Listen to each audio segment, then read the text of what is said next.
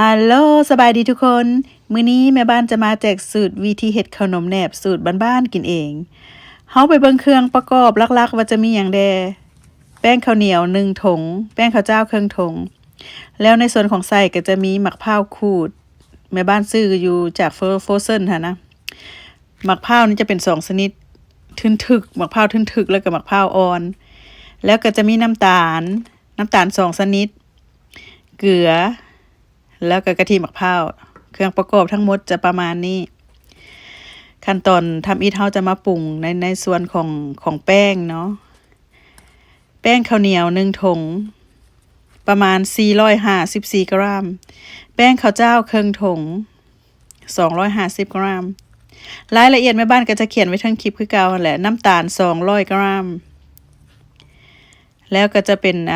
กะทิมะพร้าว400กรัม400 ml หลังจากนั้นเราก็จะมาค้นไปค้นมาต้องบอกก่อนว่าคันถ้าว่าแป้งนี่นะแป้งแต่ละชนิดหรือว่าแป้งแต่ละยี่ห้อจะบ่คือกันเด้อพี่น้องเอ๋ยคันพวกเจ้าค้นไปค้นมาไปรู้สึกว่ามันยังแข็งพวกเจ้าก็สามารถเติมน้ำธรรมดาได้เด้อแต่ว่าสูตรของแม่บ้านนี่มันจะพอดีหั่นนะคันถ้าพวกเจ้ามักอ่อนหรือว่าเฮ็ดอ่อนๆนุ่มๆคันถ้าว่าแป้งมันแข็งคือแม่บ้านเว้ามาพวกเจ้าก็สามารถเติมน้ำได้น้อยนึงเนาะแต่ว่าแม่บ้านหั่นขั้นไปขั้นไปประมาณ 5-6 นาทีก็ได้ประมาณนี้ก็ถือว่าใช้ได้เฮาจะมาพักในส่วนของแป้งไว้แล้วต่อไปเฮาก็จะไปเฮ็ดในส่วนของไส้เนาะใส่ขนมหั่นนะจะพักในส่วนของแป้งไว้แล้วมาเบิ่งกันเนาะต่อมาแม่บ้านจะใส่หม้อข้างแล้วก็จะใส่มะพร้าวขูดนี่แหละมะพร้าวกระจ๋าว่าซั่นๆเนาะ แล้วอันนี้ก็จะเป็นมะพร้าวอ่อนเครื่องถุงแม่บ้านใส่เครื่องถุงปนกันแล้วเพราะว่าเวลาเฮาเอาไปคั่วปนกันแล้วมันจะแซ่บหั่นน่ะพี่น้องคันถ้าบ่มีพวกเจ้าใส่ชนิดใดชนิดหนึ่งก็ได้เด้อมะพร้าวอ่อนมะพร้าวกระจ๋านี่เฮาก็จะมาตัดหน่อยนึงเพราะว่ามันก็ยาวเกินไปหั่นนะ ซั่นเด้อว่าพี่น้องเอ้ยหลังจากนั้นเฮาก็จะมาคั่วเฮ็ดไฟอ่อนหาปานกลางเด้ออันนี้ก็จะเป็นน้ำตาลมะพร้าวหั่นแหละน้ำตาลมะพร้าวนี่ประมาณ340กรัมถุงนึงมันจะมี4ก้อนบ่มี4ก้อนเป็น8ก้อนว่าซั่นซะมี8ก้อนน้อย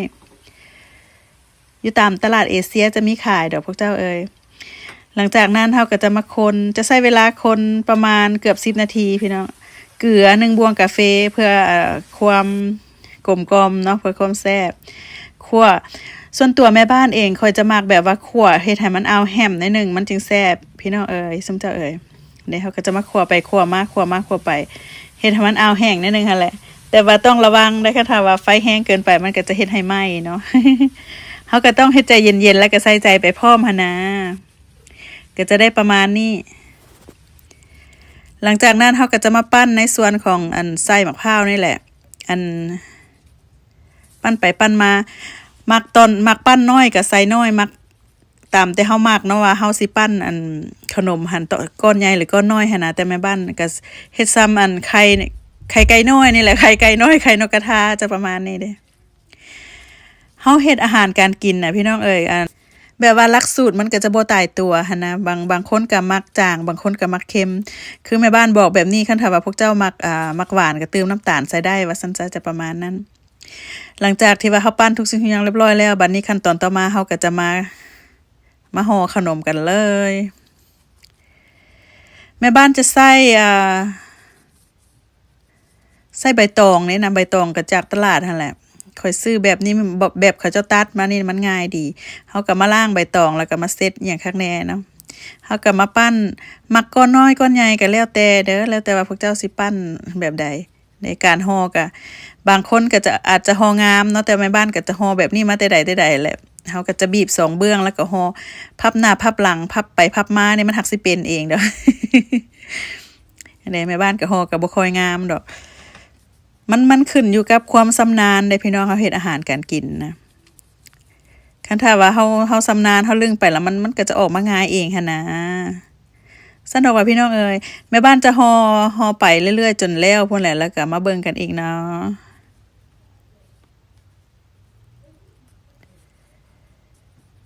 แต่เขาก็จะมาพับสองข้างนี่แหละพับไปพับมาแบบนี้ หรือว่าบางคนเพิ่นสร้างหอก่อนแม่บ้านก็อาจจะมีเนาะแบบว่ามันก็แล้วแต่เทคนิคของไผของลาวหั่นนะ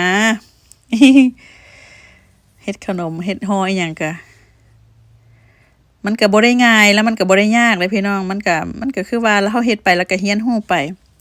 หลังจากห่อเรียบร้อยแล้วบัดนี้ขั้นตอนต่อไปก็เฮาก็จะเอาไปนึ่งเนี่ย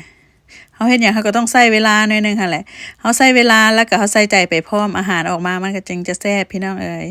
จะได้ประมาณนี้บัดนี้ขั้นตอนต่อไปเฮาจะเอาไปนึ่งก่อนอื่นก็ต้องตั้งหม้อซึ่งให้น้ำฟดหั่นล่ะหลังจากนั้นเฮาจะใช้เวลานึ่งประมาณ35นาทีแล้วก็มาเบิ่งกันอีกเนาะหลังจากที่35นาทีผ่านไปขนมแม่บ้านก็ถือว่าสุกพี่น้องเอ๋ยหอมแท้หอมว่าหอมไปทั่วทิพย์ทั่วแดน แล้วเขาก็จะปิดไฟพักมันเย็นหลังจากพักมันเย็นแล้วบัดนี้เขาจะมาไขเบิ่งว่าข้างในมันจะเป็นแบบใดขนมแนบนี่พี่น้องทั้งฝั่งไทยทั้งฝั่งของเขาจะเอิ้นเพิ่นจะเอิ้นว่าอีหยังก็ขนมเพิ่นจะเอิ้นขนมเทียนใส่หวานแม่นบ่เด้หน้าตาออกมาจะประมาณนี้หอมห่วยๆ แป้งมันก็จะนุ่มดีหั่นนะคันถ้าว่าพวกเจ้ามักอ่อนหรือว่ามักเละแบบว่าเฮาเฮ็ดให้เฉพาะผู้เฒ่ากินหั่นเฮาก็สามารถเติมน้ำใส่ได้เวลาเฮาคนแป้งหั่นนะแต่ว่าอันนี้มันจะพอดีมันก็จะแซ่บจะหอมคักแล้วเนาะ กินกับกาแฟตอนเช้าก็แซ่บเฮ็ดไปวัดไปว่าก็ได้เฮ็ดกินดีเฮ็ดขายได้เงินพี่น้องเอ๋ยขนมแนบสูตรแม่บ้านบ่ได้ยากได้ซาแต่ว่าเพียงใส่ใจเท่านั้นไปก่อนเด้อ